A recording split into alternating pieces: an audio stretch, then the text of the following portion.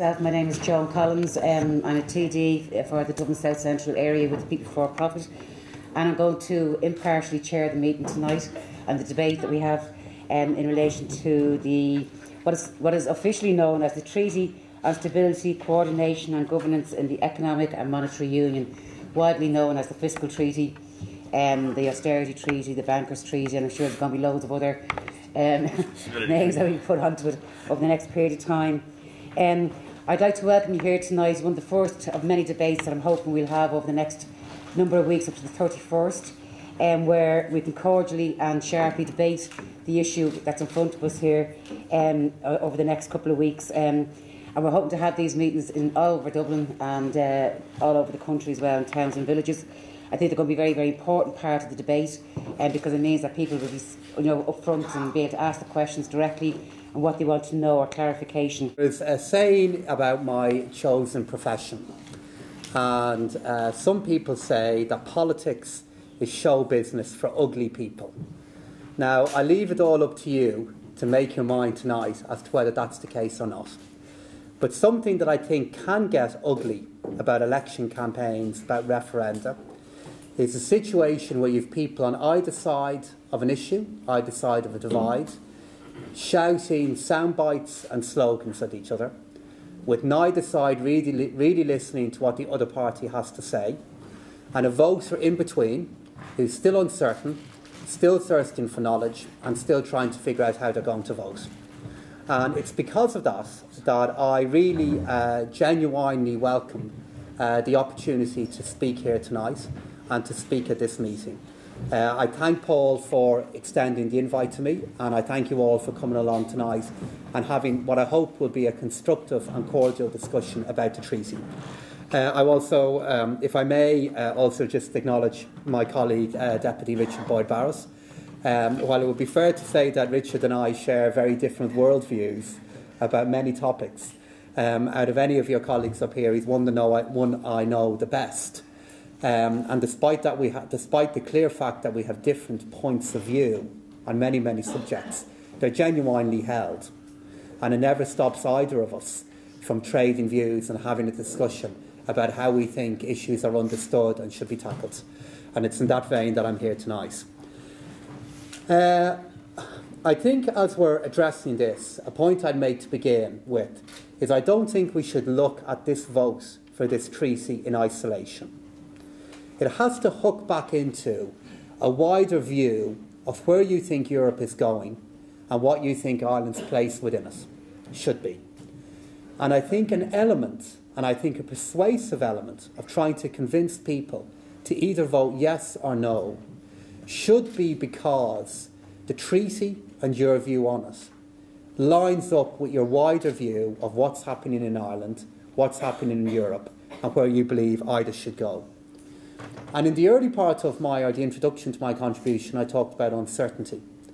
And there's no doubt about it at all that uncertainty has been a very, very pervasive and very difficult element in our economy and in our society over recent years. And part of the reason for that uncertainty has been the fact of how integrated our economy is. It's deeply integrated with the outside world. Our fortunes, what happens inside our borders, is deeply interwoven with the events, with decisions that other people make that are outside of our control and outside of our own national borders. And this integration and the way we've joined up with the outside world is not something that's come by chance.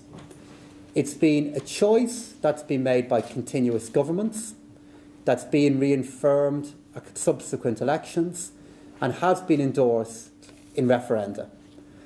And if you look at the thread that's gone through the policy of different governments over the last 40 to 50 years, if you look at the Programme for Economic Expansion that was published in 1958, if you look at the foundation of Chorus Tractola Chiorenta, if you look at the redirection of the IDA, if you look at the decision of Ireland in 1973 to join the then European Economic Community, if you look at our decision to join the Euro, if you look at the way in which we structure our tax system here in Ireland, we've had a continuous thread, and I would describe it as a golden thread, of looking to integrate our prosperity here at home with the prosperity of the world, and specifically the prosperity across the region of Europe.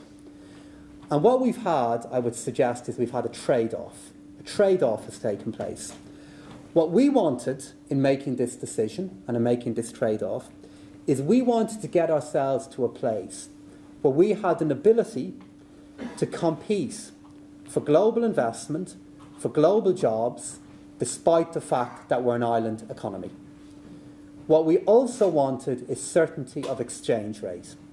We wanted an exchange rate that wasn't going to change, that wasn't going to fluctuate, that would make us more attractive as we sell our goods and services abroad, and also allow people to sell into our country at a fixed rate. And in return for this, Ireland, as it gained those two benefits, made two decisions of our own. The first decision that we made was a political one. And the political decision that we made is we decided to pool our national political sovereignty with what was happening across Europe. We decided and made the conscious decision that we would let others have a say in what was happening inside our own borders, just as we were hoping to be in a position to influence what was happening in the borders of other countries. So we made the clear decision to pool that sovereignty. And I might add, not just in a European context, but also in the context of what was happening in the island of Ireland over recent years. We also made an economic decision, and the economic decision that we made is that we were going to deeply integrate our labour and our capital markets. Or maybe to state it a bit better, what we decided to do was open up our country to movement of people, to movement of capital, to movement of goods and services, and by so doing that, allow other countries to open up their borders for the movement of our people, our capital, our goods and our services. And Sean Lemass, when he became Taoiseach in 1958, argued that the task of his generation was, and I quote, to consolidate the economic foundations of our political independence. And the choice he made, and I would say in some ways it was ironic, but I would see it as being a necessity as much as a choice, is he decided that that would be facilitated by integration with the outside world and integration of a particular kind. And what I would contend here tonight is that's, as I said, a golden thread that has been maintained by subsequent governments up to this point. Who knows what might happen in the future? So we get into this question of, do we think it's worked? Do we think that trade-off, as I said earlier on, was worth making? And if you look at the last set of World Bank statistics, our gross national income per head placed Ireland at 20th out of 200 countries and 11th out of all European Union states. If you look at where we stand now, in 1950, Irish income was 69% of the European average. 60 years later, despite the massive difficulty that we're in, that's affected everybody, Irish income is now 125% of that same average. And the contention that I would make is this, is the integration that we've had with the outside world, and the way we've structured that political and economic integration with Europe, has, despite all of our difficulties, got us to a better place than we would be without it. Has advanced our fortunes more than other choices would have done. And that, for me, provides the kind of historic backdrop and the context for why I'm arguing for a yes vote, both tonight and during the campaign. And the reason for that is, I believe, the yes vote and casting a vote in the Stability Treaty, as you'd expect me to call me that here tonight, offers, I believe, stability, offers certainty, thank you very much, and just reaffirms our location as a core member of the Eurozone. It provides clear questions to the following answers: whether Ireland is committed to recovery on our national finances, whether Ireland can fund its public services in the future, and whether Ireland can not only survive in the Eurozone, but prosper in the Eurozone. And I would suggest that there's positive and clear answers provided to those three questions by a yes vote on the 31st of May. It should give people greater confidence to spend their money within our economy. It should allow us to be in a better place for attracting deposits into our banking system. And most importantly of it all, it should attract investment into our economy and stimulate domestic investment into our economy to deliver jobs. And I'd stress that I would see those as being positive and complete answers. Because all of those questions, they're just too big. They're too big to have an answer along the lines of that we might be able to go to another country, we might be able to go to another fund, we might be able to raise the resources within our own national borders. Those questions of how we can fund ourselves, what our exchange rate will be, they're questions that are so vital to the prosperity of our country. There can't be any ambiguity and any uncertainty regarding how they will be answered in the future by our country. And I see being inside the Stability Treaty as being essential to doing that. And I'll just conclude with 2 points here. The National Economic and Social Council last year wrote a report entitled Ireland and the Euro. And in it said that our national approaches to fiscal policy, budgetary policy, prices, costs and financial regulation were not sufficiently adopted to the disciplines of a single currency. And what I see this treaty doing is closing that gap and answering the big questions that I outlined earlier on. And I'm going to conclude now, just because I know Joan has asked me to conclude, if nothing else. And I started off, if I can, with a showbiz analogy, and I'm going to end with one as well. And I termed this the Jerry Maguire test. And the Jerry Maguire test has to be, show me the money. And I think these are the core 2 questions that we have to address here. The money firstly being, how will we encourage money to come into our country to invest in jobs? And how will we encourage money to be spent in our country by people to get more jobs flowing? And I genuinely believe uncertainty is the biggest risk to have to that happening, which is why a yes vote is in our best interest. And I'll also point out, in the event of an emergency, and us not being able to access funding in the future, this is a system that provides clear answers as to how we will do that. And I just want to conclude on that point. I mean, what I haven't done in my contribution here is focus on the consequences of voting no, or why I believe you should not vote no. What I want to do is focus on the positive case for voting yes. And I've just tried to outline how I believe that makes sense given what's happened in our country, the progress we've made, and I really believe the progress that, despite all our huge difficulties, is still to come.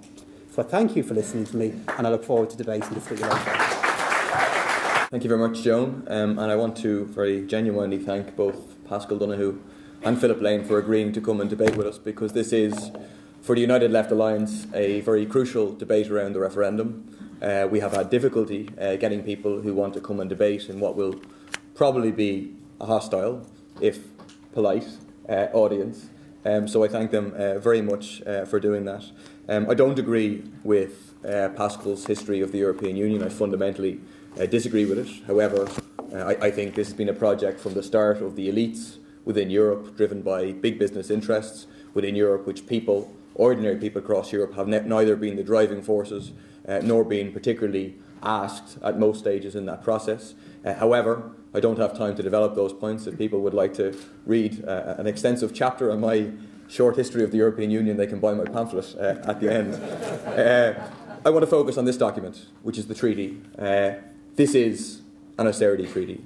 This is not a stability treaty. This is not an investment treaty. This is not a jobs treaty. It is a treaty to institutionalise austerity policies, to write them into law in Ireland and across Europe. It represents a writing into law of the same policies that we've experienced in this country for almost 5 years, that a lot of people across Europe have experienced for the past 5 years, policies that have utterly failed from the point of view of ordinary people, from the point of view of working class people, small farmers, unemployed people, pensioners and so on, and from the point of view of the economies as a whole. Just witness the crisis that the Eurozone is back in, the fact that the Eurozone is heading potentially back into recession this year. The only people these policies have worked for have been the rich in our society, in particular finance capital, in particular the bondholders and the bankers who want to get a return at our expense. And what these policies are all about is about us paying for their crisis, and what this treaty is about writing that into law and making it very difficult for for us to break from that policy. I want to tackle the idea that the notion that this treaty will bring stability to Ireland or to Europe. I think Pascal said that Ireland would prosper in the Eurozone. It's nonsense, in my opinion. Meeting the targets set out in the treaty will not bring stability, it will not bring economic growth, it will not bring jobs or investment. It spells an absolute disaster for ordinary people in this country and across Europe. In fact, if the establishment across Europe actually tried to implement what's set out in the treaty, they will manage to turn a deep recession into a deep depression. They'll manage to turn Europe into an economic wasteland. The reason for that is the savage austerity that Pascal didn't mention that is contained in this treaty. In particular, Article 3 of this treaty, meeting the structural deficit target that's set out in Article 3 of this treaty, will mean in this country, at an absolute minimum, an extra €5.7 billion worth of extra cuts, extra taxes, on top of the €8.6 billion that we still have to go that has been agreed with the Troika between here and 2015. That's an absolute minimum, and that's the equivalent of 36 times the household tax. That's 11 times the amount of health cuts made this year. It's 2/3 of the total education budget for 2012. But it's an absolute minimum because the cuts will devastate the economy. It'll mean you need to have more cuts, and the result will be an amount of cuts headed over €8 billion. And the answer, or the question I would give to Pascal, is show me the cutbacks. Because the government refuses to answer the question, who's going to take the pain? What public services are you going to cut? What extra taxes are going to be placed onto ordinary people? What social welfare are you going to cut? The government has to answer that question. If you do the same figures across Europe, you have the result that €166 billion worth of extra cuts and taxes being imposed basically simultaneously over the period of 2 or 3 years right across Europe. The IMF themselves say that when you're dealing with trading partners simultaneously imposing austerity, that simultaneous fiscal consolidation by many countries is likely to be particularly costly. Their estimates say that instead of losing $500 million in GDP for every billion you cut, if you do it simultaneously across trading partners, you'll lose $1 billion for every billion you cut, or even more than $1 billion for every billion you cut. And that's why it's a recipe for absolute economic disaster across Europe. It will bring no stability whatsoever. It will bring massive instability. It will deepen the crisis across the Eurozone. It will deepen the crisis for the Euro. You add to that Article 4, which is a bondholders' charter. Right? Article 4 says that all the countries across Europe have to reduce their debt to GDP ratio at quite a high rate. There's 2 ways that can be done. One, there's economic growth. You grow your GDP, you grow the size of your economy. But that option is ruled out. It's absolutely ruled out because of the austerity they're already imposing and because of Article 3. And then the only way you can do it is to literally pay the bondholders back. And here we get to the essence of who's behind this treaty. And that means literally paying the bondholders back. In the case of Ireland, what it will mean is paying back around €5 billion a year in principal repayments to the bondholders, on top of interest we'll be paying of €9 billion a year. That's €14 billion a year, on top of the cuts we were talking about, to be taken out of the economy, to be taken out of people's pockets, to be taken out of public services and handed over to the ultra-rich bondholders, speculators, the people who are responsible for this crisis. The figures across Europe is €115 billion on a yearly basis. This is, as Paul Krugman stated, about the determination of European leaders to commit economic suicide for the continent as a whole. Secondly, to deal with the question of show me the money in relation to funding. Pascal didn't, but the government in general is trying to turn this into a debate about the European Stability Mechanism rather than a debate about the austerity treaty, because they don't want to deal with the contents of this treaty, they don't want to deal with what's in it, they don't want to deal with the consequences for ordinary people, they don't want to deal centrally with the question of austerity.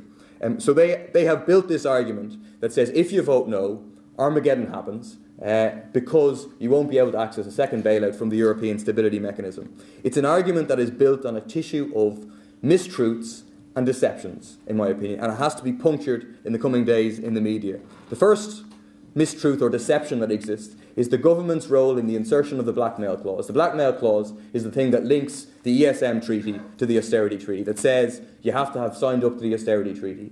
The treaty was changed. It was a done deal. It was signed off last year and it was reopened at the start of this year. And an extra section was inserted, along with some other amendments, creating this link. The government was present at the meeting. The government wasn't just present at the meeting, the government had a veto at the meeting. The government didn't use its veto.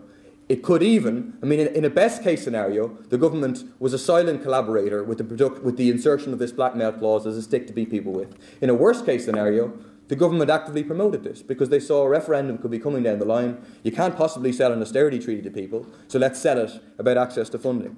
So it's a disgrace, the government's role they've played in this, and they haven't answered the questions about why they didn't veto it. Secondly, the government still has a veto, which they're not saying. The government has a veto over the establishment of this fund and should threaten to use that veto. It comes from the need to amend the treaty on the functioning of the European Union. The government should threaten to use the veto in the event of a no vote in this country and demand the withdrawal of this clause that connects the austerity treaty to the ESM. Third, the impression is given that the ESM is like a pot of benevolent gold held by a charity somewhere that are just looking to give us money. Micheál Martin actually said on the Vincent Browne debate, he said, we'll be given the money at cost. That's not true. If you read the ESM treaty, we'll be given the money at 2% interest rate or 3% if you don't pay it back for a period, above whatever the funding cost for those who get the money is. So the ESM is not a charity. It will be given at a high price in terms of actual money price on interest rate, but in particular it will come at a high price in terms of extra bailout conditions. That means extra austerity. It will be a second bailout equivalent to what the Greeks have gotten, which will mean a disaster in terms of extra austerity, a destruction of the economy and a destruction of people's lives.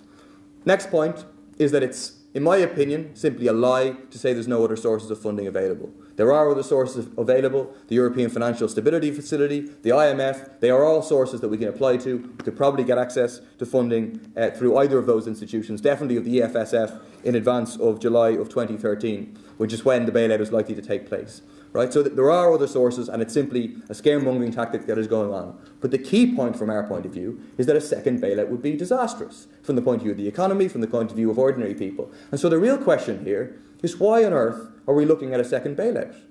And the reason we're looking at a second bailout, it's an admission of a failure of the government's policies. That the government has been implementing austerity in this country for 5 years, this government and the previous government, the same policies, and the result is that they were predicting economic growth this year at the time of the bailout of 3.2%. Now they're predicting 0.7%. I bet you it won't reach 0.7%. They were predicting unemployment of 12% this year. It's going to be, now they're predicting 14.5%. I bet you it'll be higher than that. So the reality is that the austerity policies of the government have decisively failed in this country, and they've failed all across Europe, which is why Europe is back in a deep, deep crisis. Spain is back in recession. Greece is in free fall. Portugal is in a deep, deep crisis. The Eurozone as a whole is in crisis. You have 25 million people unemployed across Europe, 450,000 people on the live register in this country. So austerity policies have failed decisively, and they're leading us to a situation where a second bailout and all the negative consequences that come with that will be required. And so, if we institutionalise austerity, we're going to guarantee a second bailout, no question about it. And so the real choice that faces people here is to reject this treaty, to reject austerity policies as part of a struggle for a fundamentally different policy, as part of a struggle across Europe for a real bailout for ordinary people, which goes in the opposite direction to this treaty. The treaty rules out public investment to create jobs. It's precisely what we need when there's a strike of capital in Ireland and across Europe, when there's 32 billion euro in uninvested profits in 2010 in this country, when big business is refusing to invest. I'll finish on last point. When this treaty places the repayment of bondholders above public services, when precisely we need to refuse to pay the bondholders. This is not our debt. We didn't cause this crisis. We need to refuse to pay the bondholders. We need to have massive public investment, and we need to engage in a struggle fundamentally for socialist change across Europe, to create a Europe for the millions rather than the billionaires, a Europe where the massive resources that exist, the financial system, in the economies, are held in democratic public ownership and can be used for the benefit of ordinary people, as opposed to used again and again for the rich and the ultra-rich in our society. Thanks very much. I'm not a politician, I'm a professor.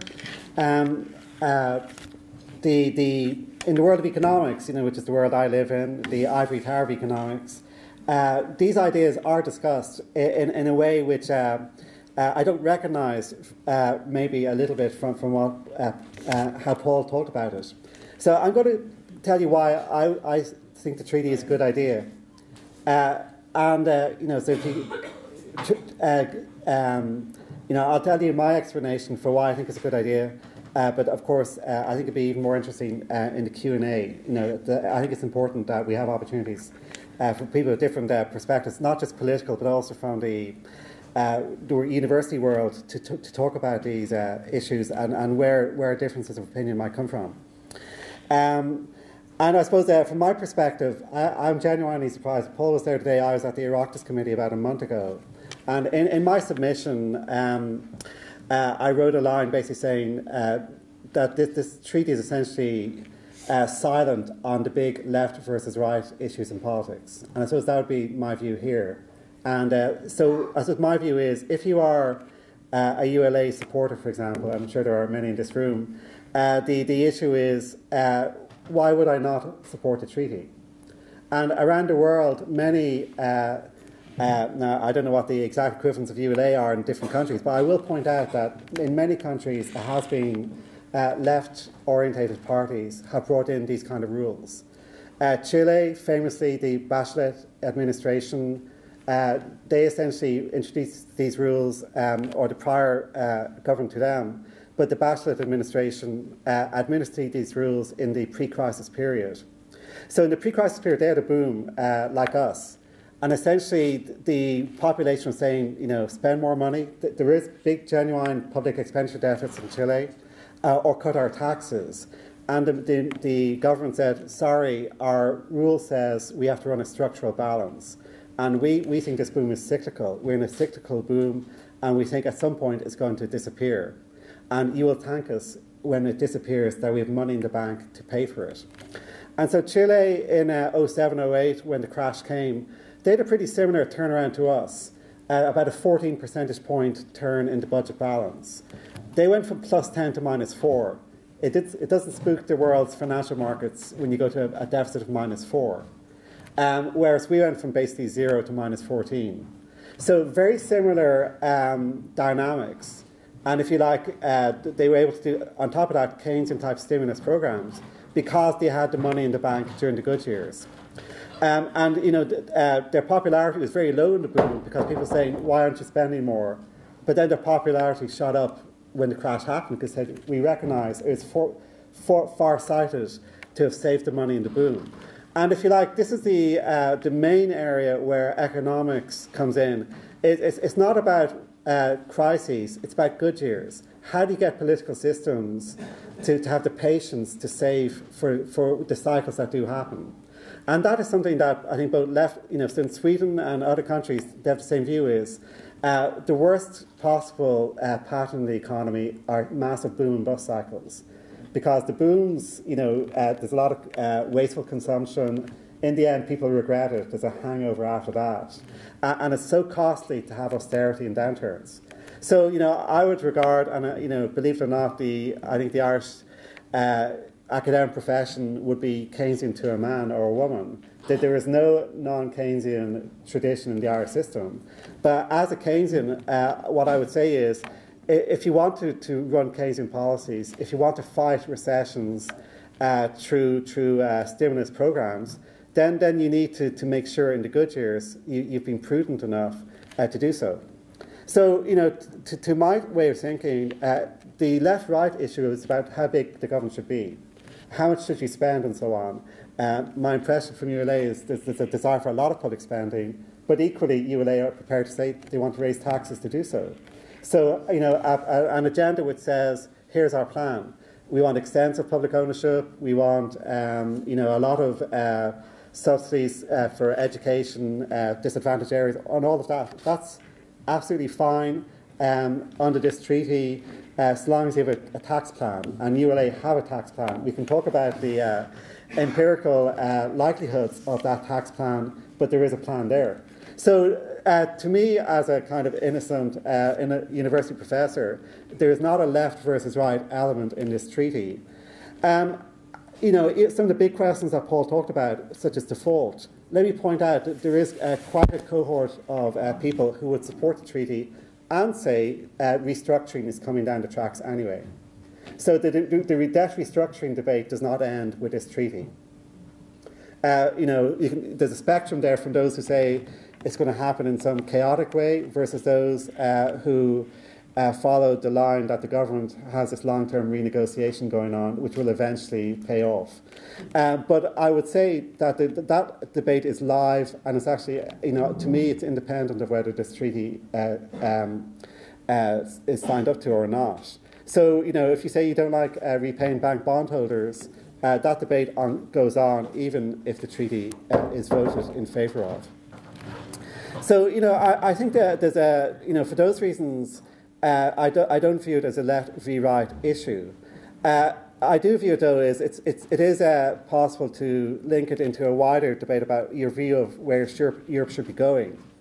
And I guess here, in terms of the vision of Europe, is that this is I wrote in the Oireachtas submission, it's like a gateway reform.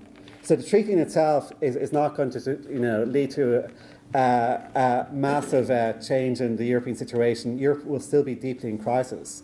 But some of the changes which can make a big difference to Europe, such as essentially federal or European level responsibility for banking crises, that's a big one, which can include re-engineering what's already happened with the Irish debt and be folded into any new European debt resolution authority.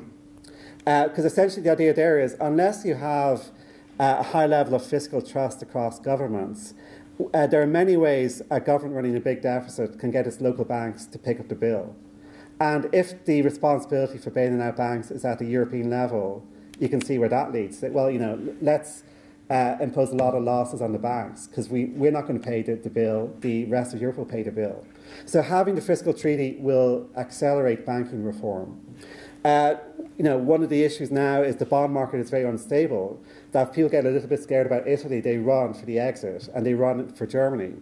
Again, the answer there is a Eurobond, that is a joint bond issue which Europe stands behind. Again, the classic issue there is if we collectively borrow, in the same way if you borrow with your family and so on, you'd want to make sure that, that all are signed up to a culture of repayment. There's a lot of talk about having European level stimulus, European Investment Bank, European Commission and so on. Again, that's going to be more likely the more relaxed, because essentially what's going to happen there is each national government has to say some of our tax revenue will be pooled at a European level. Countries will be more willing to pool tax revenue if they're financially stable. So the way I would phrase it is there is a vision of Europe where Europe will be a lot more stable, where in itself the fiscal treaty doesn't deliver that, but it makes all of these other reforms more likely. And maybe I'll just finish up again about the issue about, I've read the glossy, and at the level of, I don't see anything wrong in it, but there's a lot of ifs. So, you might want to be careful, because Paul, gave out the number, for example, about if, for Ireland to achieve this figure in 2015, it needs 5.7. That sounds accurate to me, but there's no one who's saying it's going to be something that's implemented in 2015. So let me spend my last minute, and again, this is close to my heart, and you hear it all the time about what is the structural deficit. And again, the whole point there is, if you're a real Keynesian, that's what you care about. Because in a downturn, tax revenues will fall and spending needs go up. That's why the cyclical component of the budget tends to get bad. It's a big part of what's going on in Europe now. And all of the fiscal treaty is backed up by these six-pack reforms. There's a very detailed set of documents from the end of 2011 which tells you how the treaty essentially will be implemented. All of that says cyclically sensitive. So my prediction is Europe will still be, facing a lot of difficulties in the next number of years. And essentially every year the Commission will come out and say the cyclical conditions are such that the speed of debt reduction should be slow. That the 5% a year is phrased cyclically sensitive. So if you're not essentially in good health, that is not the speed at which this will happen. The European Commission, the ECB, and these places are full of people like me who are trained economists. And none of those, they all understand Keynes. The political side is different. I'm sure there's many politicians in Germany and so on which have a harsher view of the world. But those who are actually going to be writing the technical documents behind what is structural, what is cyclical, are very mindful that a country like Ireland, with huge household debt, big recession, construction sector disappearing, all of these problems, it's a fragile economy, and it's in no one's interest to impose excessive austerity. So I guess I'm more of an optimist. I have more faith in the European institutions. So I would say, you can construct scenarios, but I'd be reasonably optimistic that this will be intelligently implemented. And if it's intelligently implemented, I think it's going to be helpful. Again, for the whole spectrum of the political debate, not one any particular strand. So let me stop there. Let me start with the nice stuff and say genuinely, as Paul did, thanks to Pascal and Philip for coming to this debate, surrounded by pictures of revolutionary socialists and trade unionists with fists in the air. It must be a bit like coming into the lion's den, or economic and political equivalent of hell on earth, particularly underground. A basement, exactly, yeah. I have to pay tribute to Pascal for at least putting the case positively, and he did put the case positively, and to be honest, he'd be better off if he was running the Yes campaign than some of the people who are at the moment, because Pascal's at least positive defence of the treaty contrasts very, very sharply with the bullying and threats that have been emanating from Michael Noonan and from, if you like, the main spokespeople of the Yes side. And that's not rhetoric or hyperbole to say that. I mean, really, that's what they are. Threats about harsher budgets, threats, hollow threats, in my opinion, about funding being cut off to the state, about money not coming out of ATMs and so on. None of which is about the treaty, none of which is about its content. It's just purely to put the fear into people. And Pascal deserves credit for that. And but by the same token, the main spokespeople for the Yes campaign really deserve to be criticised heavily for the scare tactics that they have deployed to try and force a Yes vote through. And let me also just say that insofar as Pascal tries to put the case for the treaty on the basis of a sort of European internationalism, let me say that from our point of view, we very much share that internationalism, but we think that Pascal is mistaken in believing that strong sentiment for international solidarity, which I think exists in this country, and which is often traded on, if you like, by the political establishment. We share that. We want to see a vision of solidarity across Europe and indeed beyond the boundaries of Europe, with people cooperating on economic and social objectives. We're positively for that. But we believe that the political masters of Europe have a very different agenda when it comes to this treaty and to the particular sort of political and economic architecture that they have been developing through successive treaties over the last few decades, which we think have very little to do with solidarity or internationalism or cooperation or social or societal objectives, but have everything to do with profits and markets and the interests of multinationals. But you know, I take Pascal at least as being genuine in probably. I take him as being genuine in trying to see things in terms of trying to have European internationalism, but I think he's thoroughly misguided in believing that this treaty has anything to do with that. And let me say that that sort of that question mark that I'm putting over the credibility of, if you like, the main forces promoting a yes vote, I think has to be an important starting point in assessing the debate. I mean, we need to discuss the treaty, but there is a credibility question. And I think there's major question marks over the credibility of the forces promoting a yes vote. Because, and it isn't a cheap debating point, it's a serious point, that the same people who are calling for a vote, yes vote, on the fiscal treaty told us what can only reasons why they were wrong, and reasons that the left and those of us who are opposing the fiscal treaty pointed out at the time that was wrong with Lisbon. And what we said was wrong with Lisbon, I mean, there were others arguing against Lisbon for different reasons, but the left argued very specifically that the emphasis in Lisbon and on successive treaties for the deregulation of markets and for giving preeminence, if you like, to free markets and to privatisation would lead to economic disaster. We have been absolutely vindicated on that point. That is the reason we have a European and indeed global economic crisis, precisely because of the deregulation that was pushed relentlessly by the European authorities in treaty after treaty for the deregulation of markets. And yet, and this is where it's almost Orwellian in terms of the focus that this treaty has and that the forces on the yes side have had in managing to twist the analysis of a crisis that was caused by the deregulation of financial markets and the massive concentration of wealth in the hands of, if you like, financiers, that was the reason for the crisis, universally acknowledged back in 2008, but they've now managed to turn the debate into a debate about deficit reduction and debt reduction and public spending.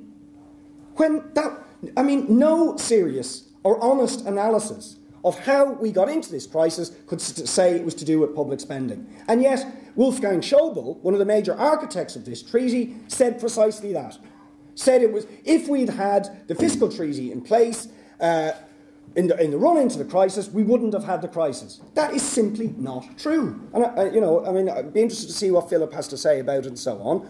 But most of the countries in Europe were not running substantial deficits or had very large debts in the run into the. They would have been within the treaty targets, if you like, in the run into the crisis. It was the behaviour of banks and speculators, property developers, and so on, who were allowed to run amok, indeed were encouraged to run amok in the deregulated financial market. So there's a serious credibility issue. There is a serious credibility issue over anybody who is continuing to argue for that focus on cutting public spending, given the experience of austerity over the last 3 or 4 years. It's not as if this debate is happening in a vacuum.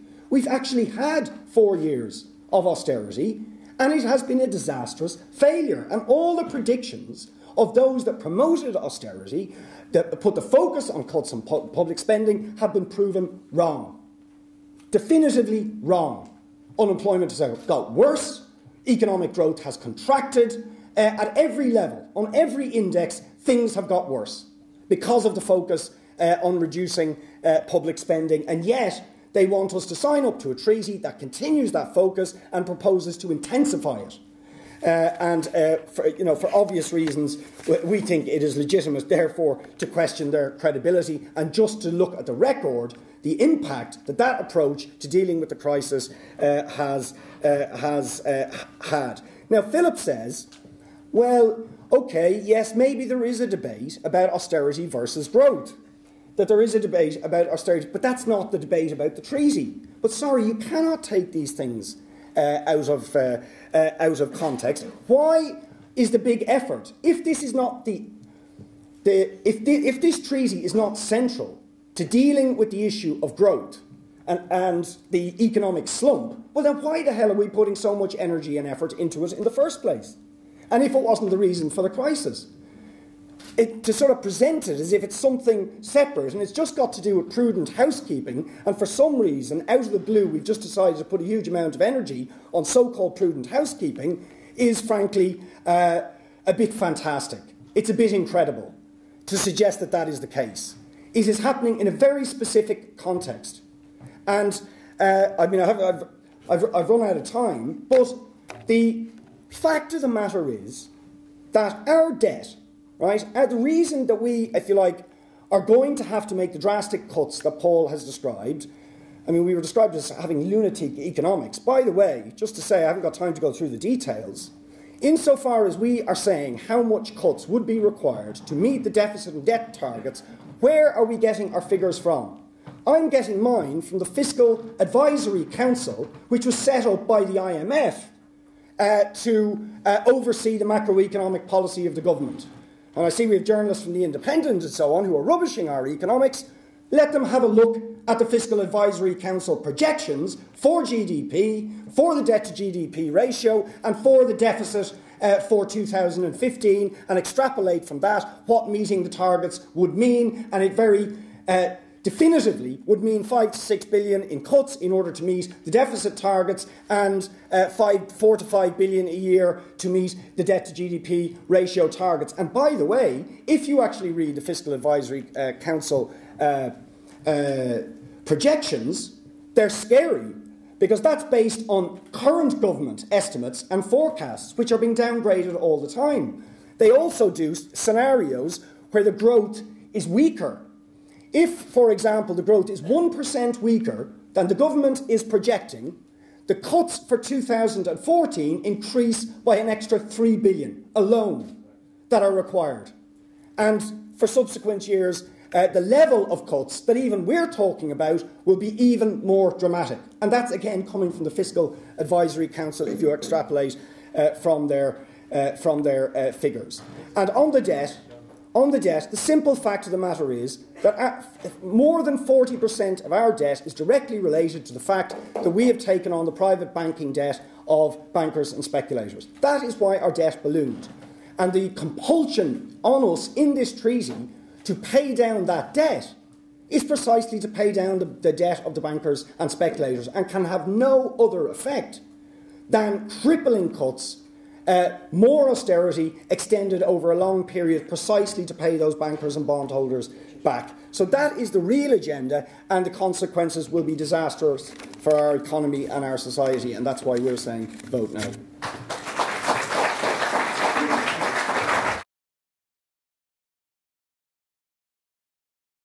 Richard, for about 6-7 minutes, and then Pascal, and then just for about 3 minutes for each of them, Philip and Paul. Yeah. First of all, I have to strongly disagree with Philip's assertion that the only reason that there's a big focus on the fiscal treaty and the sort of policies that are contained in the fiscal treaty is just because we happen to have referendums. I'm sorry, that's not it at all.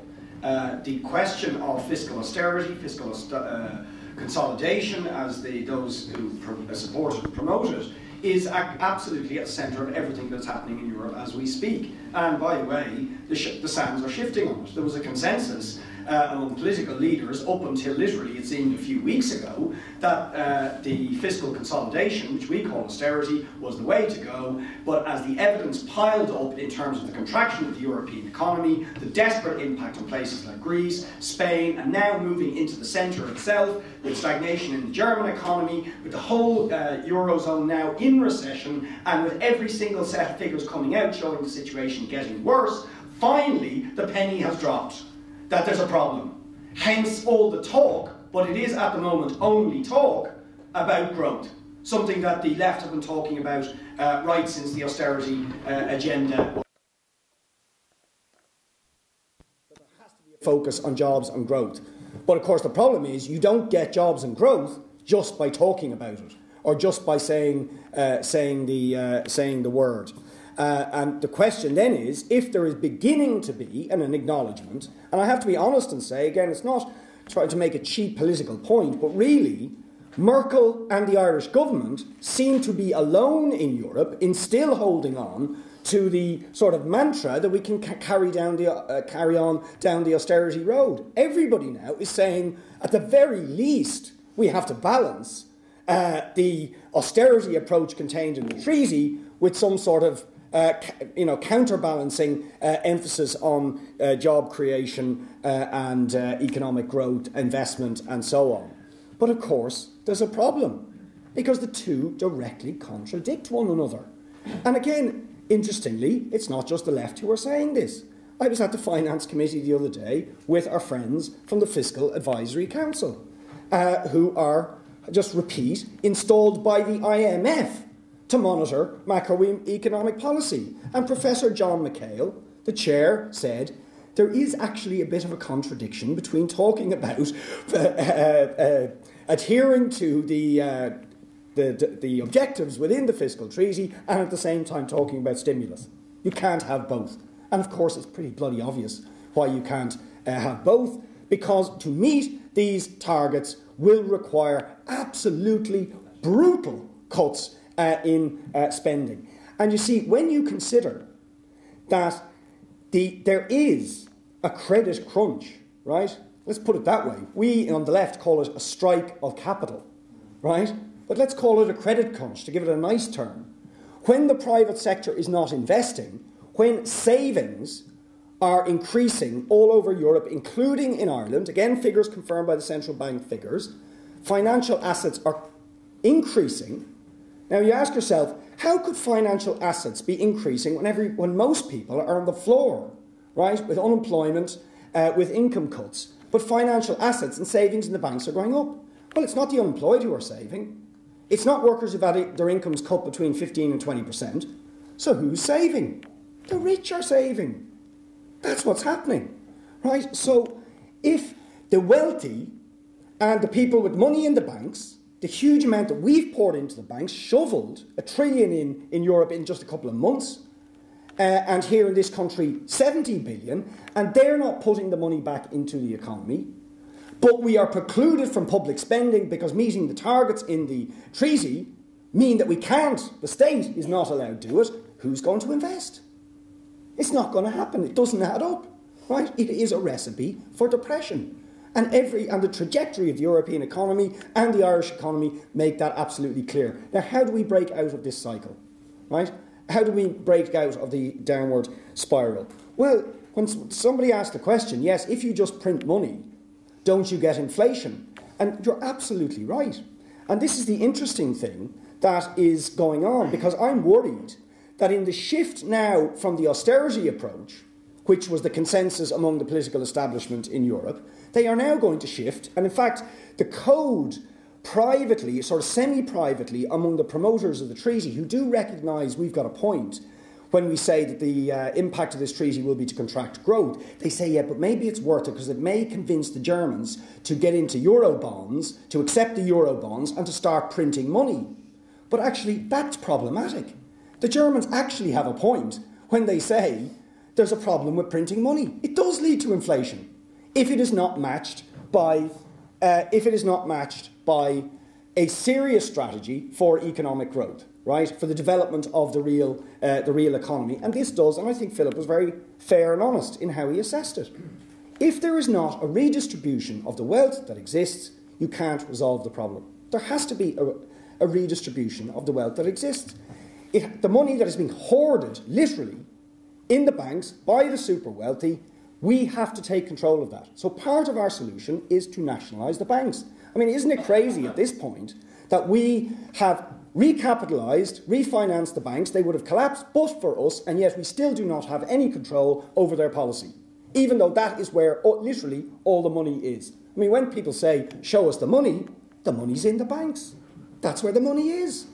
But why is it we're not controlling the policy of the banks and what they're investing and what they're lending for? And of course, they should be investing and lending into the real economy, into putting people back to work, into strategic development, infrastructural development, and so on. But that is a political question, which is about redistributing, politically, if you like, redistributing the wealth and a movement for the redistribution of the wealth. Sorry, very last point in 30 seconds.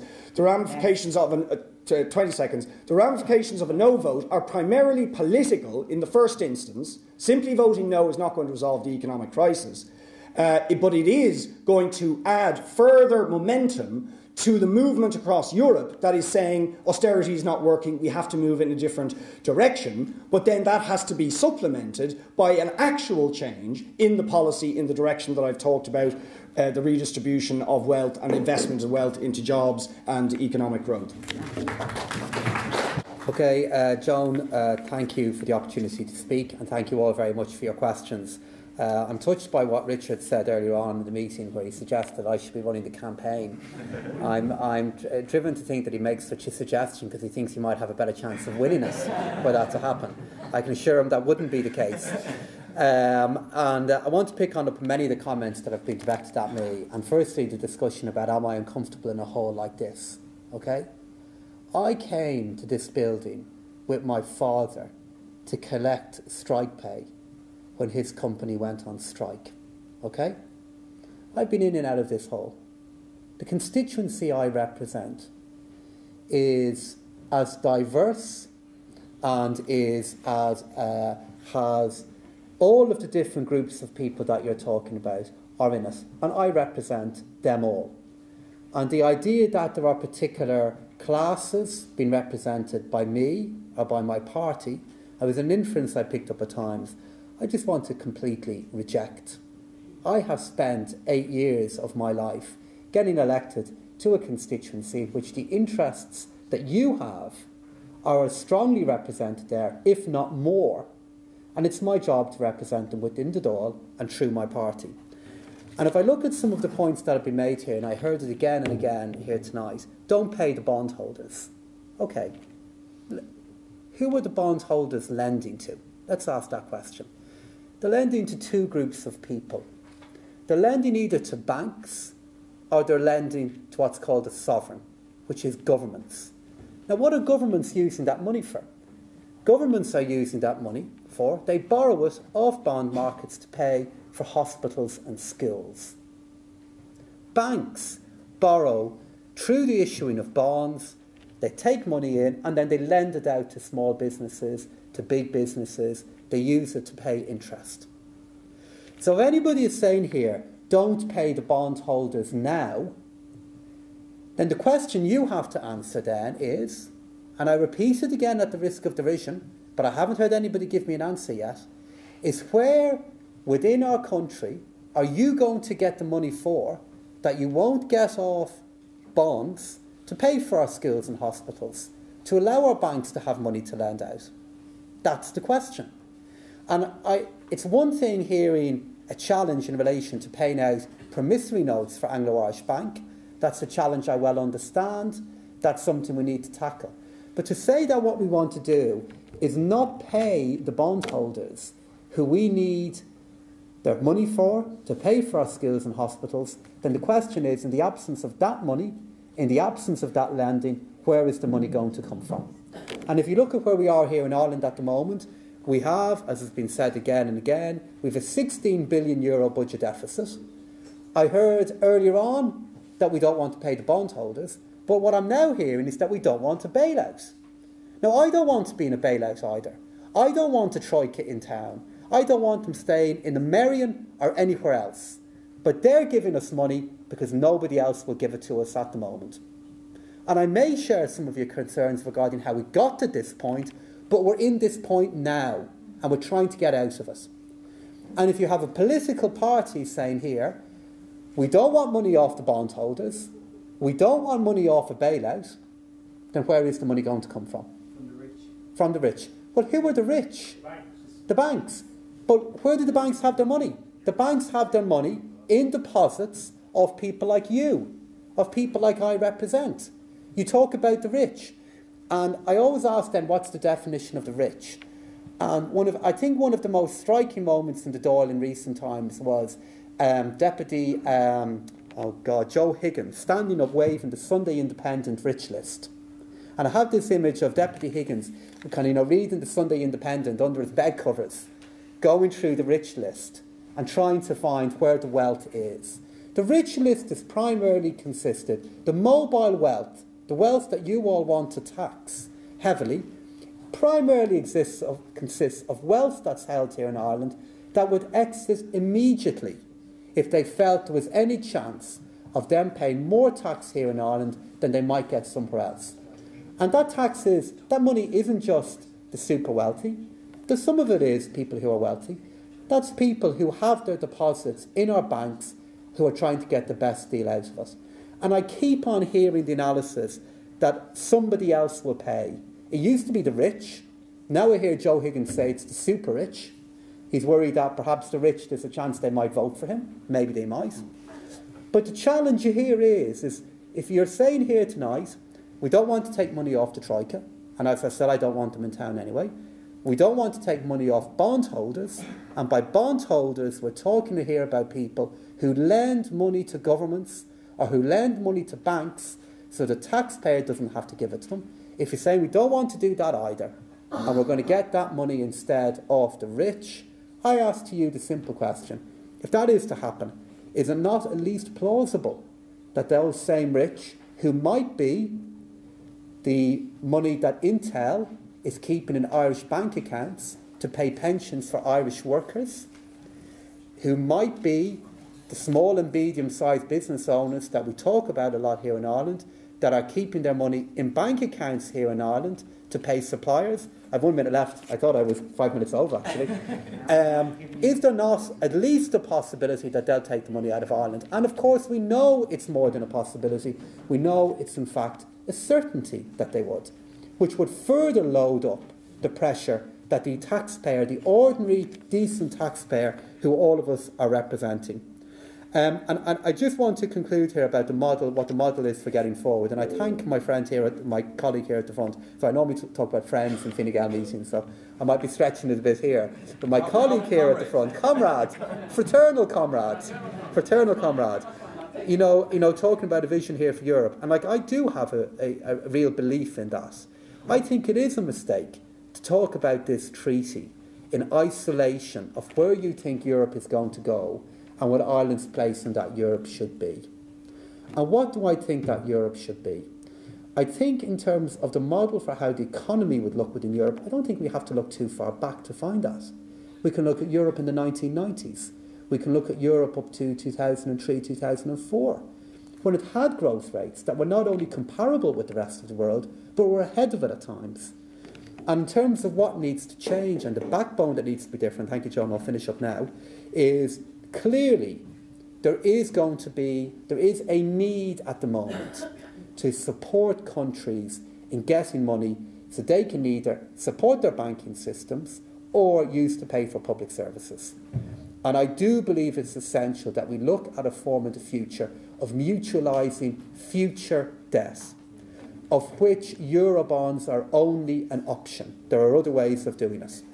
And I would see a treaty like that in the context of that. And I'll just conclude on that point. I don't have easy answers to the questions that are here, but I have answers that are trying to face up to those questions. And I just hear again and again, and you know, I've been accused of lying here tonight by a number of times, and you know, of telling lies. I'm not going to resort to that. But I do buzz it to you. There's a challenge in your thinking here. If you're saying you don't want money out of a bailout, if you're saying you don't want money out of bondholders, and the rich are going to pay for everything, we're going to have to look very, very hard to find the rich that are going to stay in Ireland for so long to do that without you having to look in the mirror and seeing yourself back.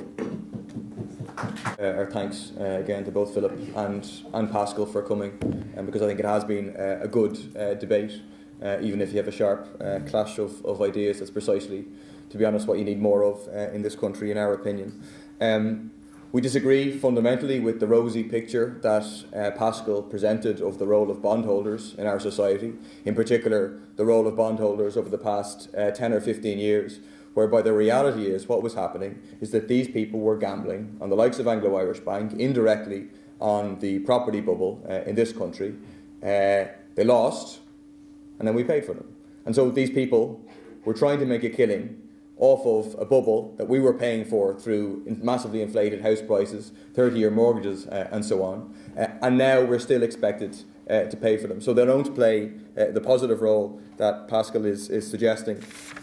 On the point, a question that was raised about either way, it's kind of austerity. Either it's austerity for the rich, which is kind of what the ULA is in favour of, or it's austerity for working class people. I mean, austerity does mean that it's a tax that's specifically focused on low and middle income people, a tax on public services which are particularly accessed by working class people, less relied upon by the rich. And so yes, we are in favour of a more equitable way of closing the budget deficit. But also, the most fundamental point I want to make is that we're in favour of growth. That the answer to the budget deficit isn't necessarily about answering an €18 billion question in 1 year, here or there or whatever. It's about a mechanism to create economic growth in this country. And the reality is that there's a collapse of economic growth, we're back in a recession as a direct result of the austerity policies being implemented by the government. And so some of our policies depend upon massive public investment to create jobs, precisely because there's a strike of big business, as Richard was outlining in Ireland and across Europe, and so you need massive public investment. And the point is, you certainly need wealth to go and do that, but there's lots of wealth in the country. There really is lots of wealth in the country. It's one of the big lies that suggests that the wealth is just gone, it just disappeared overnight. Richard gave me a report from the Central Bank, which was presented to the Finance Committee in February of this year, which produces the figures that in net household and financial assets, you have €400 billion in this country. Both Bank of Ireland and Credit Suisse have estimated that 5%, the top 5%, control about 46% of that wealth. That means that in the hands of the top 5%, there's around €180 billion. Loads of money in this country, to be blunt, on top of the Corrib gas that should be nationalised, on top of the increased income tax with the Department of Finance. Estimates that our proposed increase in income tax for high earners will produce over €1 billion. And something key I think we should discuss is the question of the uninvested profits of big business. Because that's precisely the problem, is that they have all this money and you have all this talent that's just wasted, of unemployed people. Wealth is created, growth is created by putting investment, by putting capital together with labour, and capitalism won't do it because they won't make a profit. So €32 billion in uninvested profits. How about we slap on a capital tax on that uninvested profits? A 25% capital tax would raise €8 billion, or it would push them into investing. Just the last 2 points. Philip made a point about the treaty is silent about the size of the government. See, again, I think abstractly that's true, right? But if you implement the policies in it, you'll end up with a debt-to-GDP ratio ultimately of around 20-25%. How do you get there? By shrinking the size of government. How do you do that? You privatise. You privatise, you sell off assets, you create further markets and profits for big business, and you make a killing for some people in the process. Final point, what happens if you vote no? The first thing I'd say is that the sun rises in the morning. The world doesn't collapse. I think together with Fine Gael's tricolours we should have a rising sun of vote no. The sun will still rise, as it did after Nice won, after Lisbon won. But the next thing is a struggle. And certainly Richard's right, it's a struggle across Europe for a fundamentally different Europe that we need to engage in. That's how we can defeat the austerity policies. That's how we can implement the fundamental change of society. Okay, I know it's been a long night, and I think it's been a very good debate because it's it's focused on the ideas. Let me point out a few things. So one is where is the future? What's the future going to look like? And I think there are two visions. One is the vision that for growth to happen, it needs to be essentially led by this transformation where the public sector takes the lead by extending the scope of government, and that is a perfectly fine line to take. I would say the mainstream economics view is essentially these huge surpluses in the households, the high savings globally now, in the corporates, is that essentially at some point, people realise they've saved too much. And if the world is stable, and this goes back to the Fiscal Stability Treaty, if the world is stable, consumption will start again, and investment will start again. So yes, I imagine there's many people in this room who've lost their faith in the market system, and fine, propose an alternative. But that's, I suppose, where the more market optimists would say the growth is going to come from. Richard says there's this. Let me point out again that the growth debate right now in Europe, I wouldn't get too excited about, because the reality is for most people what that means, it goes back to what I said, is intelligent application of the treaty. Because again, you have to be cyclically sensitive.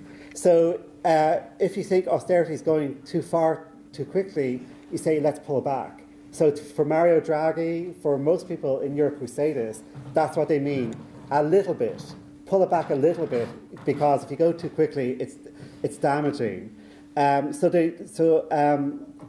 is about, and this is where fiscal politics will be in the mainstream. It'll all be about how quick. Not that the principle of austerity is rejected, but should we do it like in Ireland, which is essentially going 10, 8.6, 7, and so on, versus those who say it should stay at 10 for longer.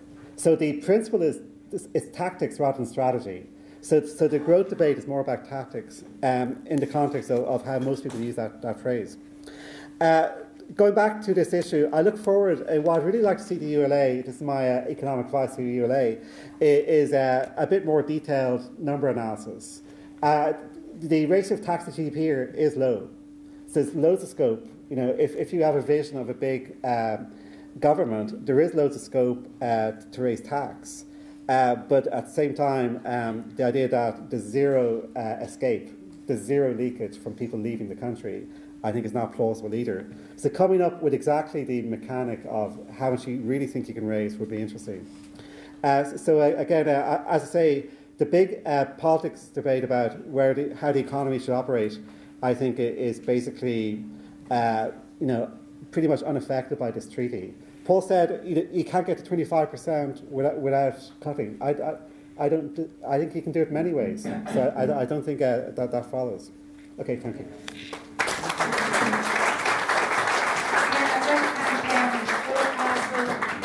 Paul and Richard for giving us a good picture of what the debate is going to be like over the next period of time, and particularly thank you for coming along and making a good meet with the questions, etc.